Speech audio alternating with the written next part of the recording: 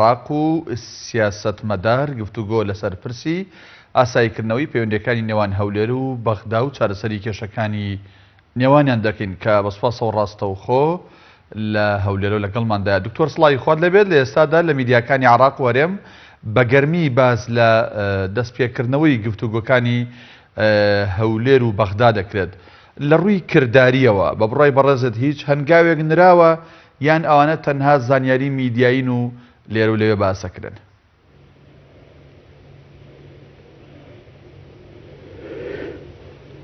بەڵێ سڵاو لە ئێوە و لە هەموو بینەران.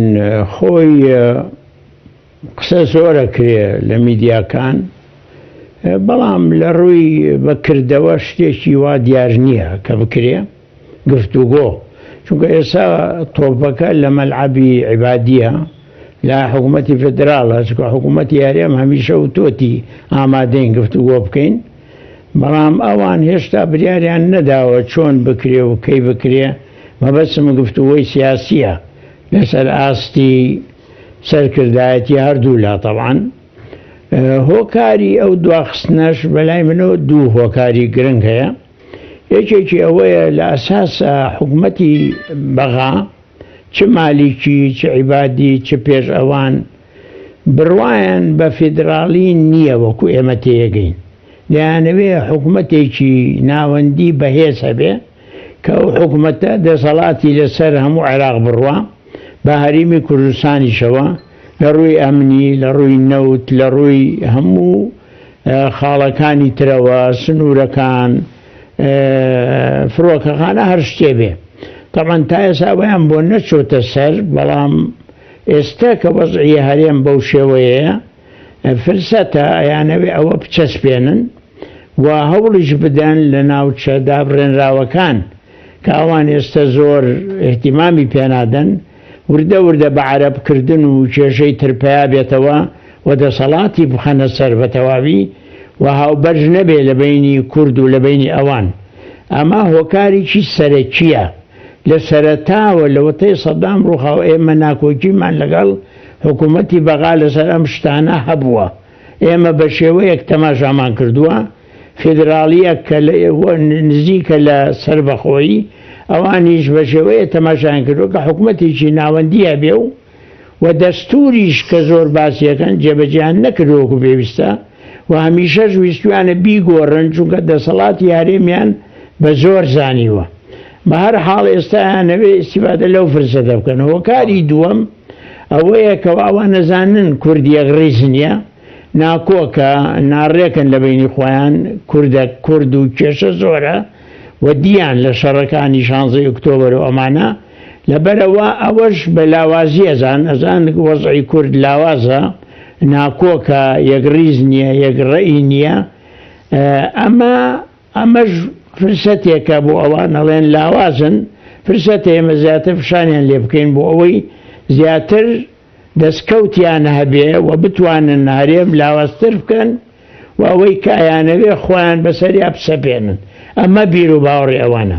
ئەم بیر و باوەڕە هی مالیکیە، هی عیبادیە فەرقی نییە و ئایا تا چه حەد دەتوان جێبەجێکەن؟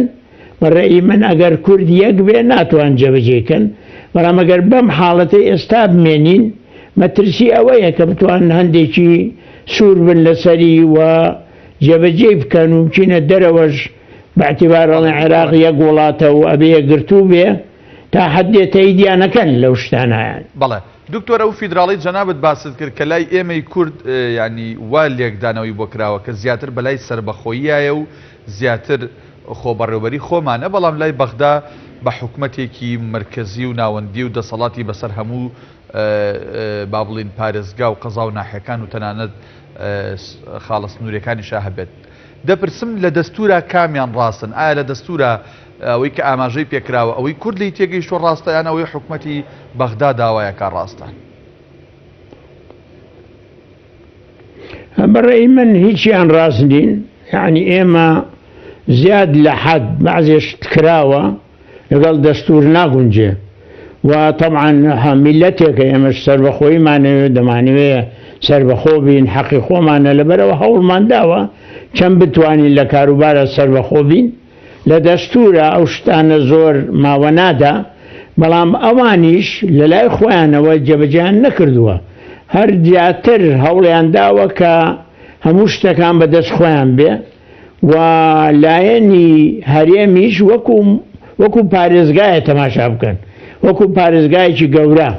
ئێمە ویستومانە شتەکە لا مەرکەزی سیاسی بێ و ئەو پەڕی لا مەرکەزی سیاسیمان ویستووە، ئەوانیش لا مەرکەزی ئیداریانەوێ کە تۆ بەڵێ ئیدارەی ناوچەکەی خۆ دەکەی، بەڵام لە ڕووی ئەمنەوە، لە ڕووی دەسەڵاتی سیاسەتی دەرەوە، لە ڕووی نەوتەوە، لە ڕووی ئەو شتانە دەبێ ئەوان دەسەڵاتیان بەسەرتا بێ.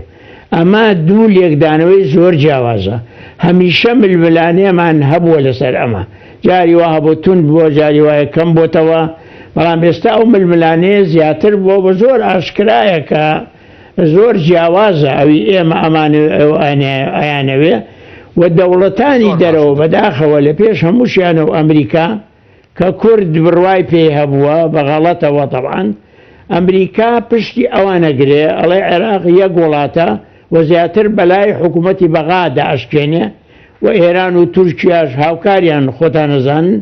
تەبعاً ئەمەش تاسیری هەیە بۆ ئەوان زیاتر سوور بن لەسەر فشارەکانی خۆیان.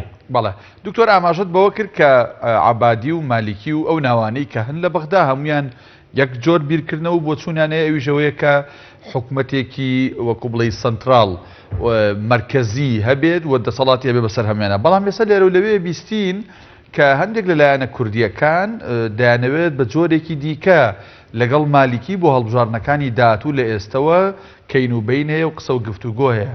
کۆمنتی تۆ لەو بارەوە؟ من بەلای منەوە هەردووچیان وەکو یەکن و کاتی خۆی کە عیبادی هات بۆ حکم بوو بە سەرک وەزیر، هەمووتان لەبیرتانە من لە گفتوگۆی خۆم هەر لە سەرەتاوە وتم هەڵە بوو کورد بە پەلەپەل چووە ناو حکوومەتەکە لە کاتێکا کە ئەو ئامادەنە بوو سەعاتێک کۆبنەی پەرلەمان کە سوێند خواردنی تیا بوو بۆ وەزیرەکان دوای بخا بۆ ئێمە 1 سەعات. ئەو کاتە وتیان وەڵا ئەمریکا و تۆتی UN و تۆتی ئەم شتە تر کردیان بە بیان و چوونە ناو حکوومەتەکە زۆر بە لاوازی. لەو وەختەوە لاواز بوون لە ناو حکوومەتەکە و لە عینی وەختیشا من هەمیشە وتومە مالیکی و عیبادی یەک حیزبن، مالیکی سەرۆکی حیزبەکەشە و ئێمە لە پەرلەمان کە لە بەغا بووین جارجار کێشەمان لەگەڵ مالیکیە بوو لەگەڵ عیبادی، چونکە سەرۆکی لیژنەی دارایی بوو، زۆر چوون بوو، زۆر سەخت بوو مەسەی دارایی. جاری وا هەبووە کورد واستەی بە مالیکی کردو بۆی فشار لە عیبادی بکە بۆی لەگەڵمان باشتر بێ. یعنی لەبەرەوە فەرقیان نییە، یەک حیزبە یەک فکرە، بەڵام شێوەی کارکردنیان جیاوازە. عیبادی لەسەر خۆترە، هادێترە، بە شێوەیەکترە، ممکنە خوێنەوارترە، مالیکی ممکنە توند بێ، ڕەق بێن، بەو بێ شێوەی کارکردن. بەڵام بیر و باوەڕ ڕێی خۆم زۆر فەرقی نییە لە نێوانیان. باش دکتۆر بەشێک لە چاودێران باز لەوە دەکەن کە مەسەلەی بودجە و موچەی فەرمانبەرانی هەرێم تەنها کات کوشتنە و عەبادی دەیەوێت ئەم مەسەلەیە کاتی پێ بەڕێکات تا دوای هەڵبژارنەکانی عێراق. بە بڕای تۆ ئەم بۆچوونە ڕاستە یان ئەگەروانیە عەبادی مەبەستی چییە لەمەوەی کە بۆسە بۆ نمونە وەزارەت یا دوو وەزارەت داوای ناوی فەرمانبەرانی هەرێمە کات بۆ موچە؟ بەڕێی من کات کوشتنی تایە، بەڵام لە عینی وەختیشە طبعا ئەشیەوێ ینی خەڵقی هەرێمی کوردستان ڕاکێشێ بەلای خۆی وا بکا کە ئەو تەئیدی بکان یا پشتی بگرن بەو شێوەیە. وزارەت داواکە، داوای لیستەکە، داواکە وەفد بچێ تەماشای لیستەکان بکرێ. ئەم شتانە هەمووی وەخت کوشتنیشی تایە، بەڵام تا حەدێکیش ممکنە بەعزێ لەو کارانە جێبەجێ بکە و نایەوێ ئەو کارانە بەهۆی هەرێمەوە بێ. دەیەوێ ئەو کارانە بە شێوەیە بێ، مەسەلەن وەفدی تەربیە بچێ، وەفدی سەحا بچێ، وەفدی تبیێ، شتەکان وا لێ بکە کە ئەو هەرێمە یەکگرتووی زەعیف بێ، نەمێنێ وەکو پێویستە. و ئەبینی مەسەلەن وەفدی حیزبێ چێ بۆ بەغا گفتوگۆکە، حیزبێکی ترە چێ پێشەوەی بەیەکەوە بچن لەبەرەوە ئەمانە هەیە لەو ڕۆوە دکتۆر بەڕێی من هەندێک لەو شتانە جێبەجێ ئەکا بێگومان بەڵام وەختیش ئەوەشی تایە وەخت کوشتن چونکە وا بزانم هەندێک لە هەڵویستەکان پەیوەندی بە هەڵبژاردننی ئیمساڵی عێراقەوایە ممکنە پەلیان نەبێ وا تەسەوڕ بکە کە توند بن لەگەڵ کورد دەنگ زیاتریانن شانسی زیاتریان هەیە کە جاری کە بنەوە بە سەرک وەزیر. بەڵێ دکتۆر ئەو مەبەست و مەسەجە چێ لەوەی عەبادی با بڵێن وەزارەت داوایە کات یان ئەمە چ مەسەجێکە بۆ حکومەتی هەرێم فعلا ناوێت بەمە ڕۆڵی حکومەتی هەرێم لاواز کات و تێگڕای وەزارەتەکان وابەستە و با بڵێن بە جۆرێک لە جۆرەکان لینکی بکاتەوە بەخۆیەوە بە بەغداوە؟ بەڵێ ئەمە لاوازکردنە بۆ حکومەتی هەرێم بێگومان یانی و نادیدەگرتنی حکومەتی هەرێمە ناوازکردنە بۆی و دەوێت کارێکی وا بکە وەزارەتەکان یەکەیەکە موچە بەکار بێنێ وەکو فشارێک بۆی هەر وزارەتە بەجیا و خەڵقیش وەزعی خراپە زۆر پێویستی بە موچەیە بژێوی خەڵق خراپە هاوڵاتیان وەزعی ئابووریان زۆر خراپە سوود لەو وەرەگرێ بۆ ئەوەی ئەم وزارەتە بەجیا ئەو وزارەتە بەجیا ئەوی تر بەجیا ئەجینا دەبوو ئەو شتانە هەمووی گفتوگۆ دەست پێ بکە و لەسەر مێزی گفتوگۆ باسی بکەن هەر هەمووی بەیەکەوە وەکو یەک پاکەج و باسی وچەکان بکەن و لیستەکان تەماشاکەن بۆ ئەوەی بزان نەگە شتێکی ناڕاستی تیا لای بن بەڵام ئەوەی ناوێ مەساڵێ سەحا اینجا تەربیە پاژەوە یەکێکی تر پاژەوە شتێکی تر پێشمەرگە مەسەن ئامادە نییە باسکە ئەڵێ بێ عایدی بەغابن مەسەن ئەمە هەمووی هەیە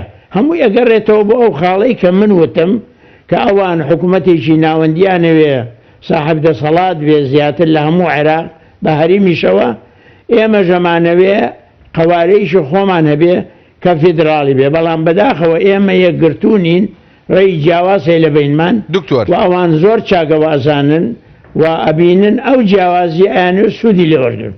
سیاسەتی دەرەوەی ئەمریکا و ئەوروپا و وڵاتانی ئیقلیم بۆ چوونی بەڕێزت بە سوودی هەرێم دەشکێتەوە لە ئێستادایە بە سوودی بەغدا و هەر لەگەڵ ئەم پرسیارەیە پێشبینیەکانی بەڕێزت داهاتووی پەیوەندیەکانی نێوان هەولێر و بەغدا چۆن نەبێت بەڵام بە کورتی سوپاس دەکەم کاتم نەماوە. سیاسەتی ئەم دەوڵەتانە هەمووی بە سوودی بەغا شکاوتەوە و ئێستاش بە سوودی بەغا ئەشکێتەوە ئەو پەڕی کە قسە ئەکەن دەڵێ داوا ئەکەین هەرێم و بەغا بەیەکەوە گفتوگۆ بکەن هەرەوە نە هیچی تر ئەمە بۆ ساڵحی هەرێمە بەس دائیمە ژەڵێن عێراق یەکگرتووە و دەبێت دەستور جێبەجێ بکرێ و چوارچێوەی عێراق یەکە و ئەم شتانە ئەڵێن دائیمە سیاسەتەکانیان بۆ سوودی بەغایە زیاتر بەلای هەرێمە داناشکێن بەلای بەغا زیاتر داشکێنن لەبەرەوە بەڕێی من ئەوەش فاکتۆرێکی نەرینیە بە نیسبەت ئێمەوە و زۆر ئێمە لە سەرکردایەتی و کورد بەگشتی جوان نەمان خوێنێتەوە سیاسەتی ئەو دەوڵەتانە چییە سەبارەت بە پەیوەندیەکانی هەولێر و بەغدا بۆ 2018 ئەو سیاسەتانە تووشی ئەم کێشانە نابوون. بەڵێ سەبارەت بە پەیوەندیەکانی هەولێر و بەغدا بۆ ساڵی ئایندە بۆ ئەم ساڵی کە ئێستا تیاین ساڵی نوێ ساڵی 2018 ببڕای تۆ ئاڵۆزتر ئەبێت یان بەرەو پێشچوونە بینێ بەخۆیەوە؟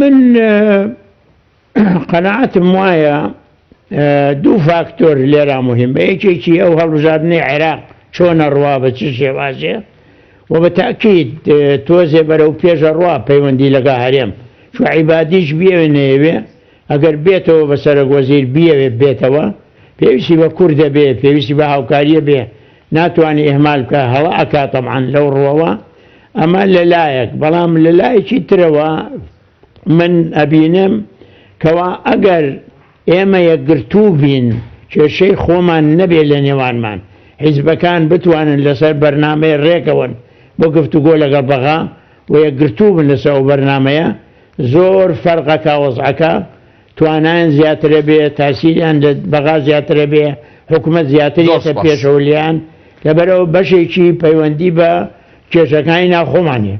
بەڕێز دکتۆر مەحموود عوسمان سیاسەتمەدار لە هەولێرەوە ڕاستەوخۆ لەگەڵمان بووی سوپاس بۆ وەڵامی پرسیارەکانی ئێمە.